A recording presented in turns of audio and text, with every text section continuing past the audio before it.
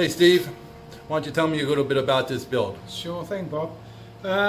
Well, just let me a little bit of background about myself. I mean, I'm from England, originally from London.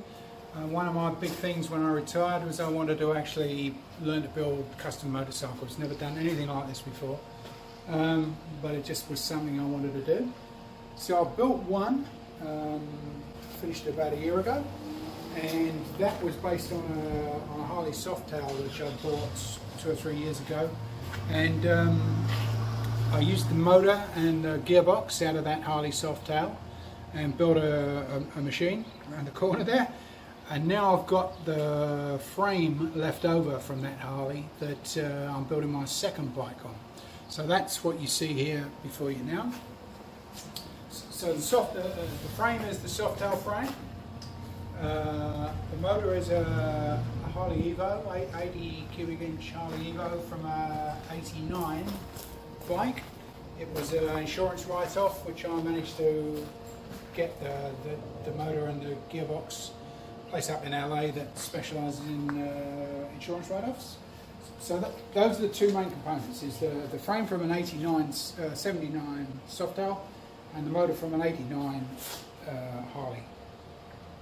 Now, I guess the important, or not the important things, but the interesting things that I've done with this so far is that this Softail, those of you who know Softails, they have these really ugly pieces of cast iron that come out here and hold the fender on. So chop that off on both sides, and I'm going to put a, well, let me get it while Bob's doing that. So I've got a simple fender here that's, well, I can't get it to right, but you can see that doesn't look like a standard Softail fender at all. So that's going to go on there. At the moment, I'm working on wiring. I've got this big thing against being able to see the wiring. So on the first bike I built, I sort of built the bike, and then I figured I'd fit the wiring in somewhere. I wasn't very good at it. So this time I've learnt my lesson, and sort of early in the build I'm trying to figure out where the wirings go so that I can hide it. So I've built this little box here that's got the starter relay and the main circuit breaker in it. And I'm going to have another little box up this end with all the flasher unit and various lighting controls. Well, how long, Steve, do you think it's going to take to do a build like this? Yeah, that's a good question, Bob. Give me an estimate. I reckon probably a year, because I don't spend that much time on it during the week, an average week. So probably about a year.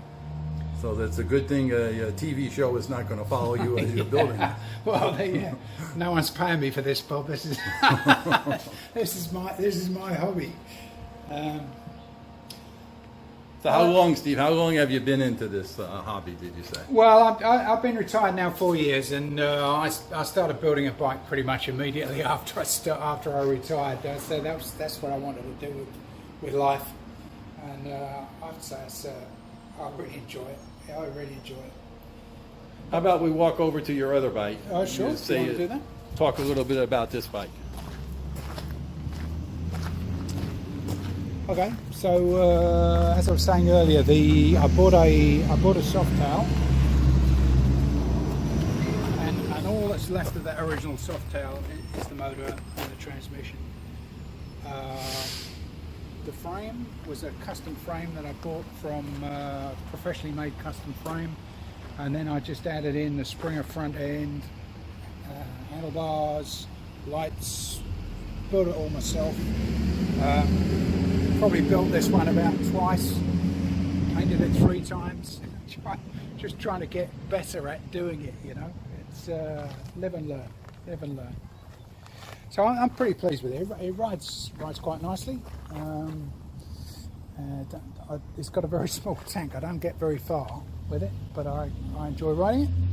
If you're watching this on YouTube, please give me a like, share, or comment, and mark our YouTube channel as one of your favorites This way you'll be notified every time we publish a new video. Take care.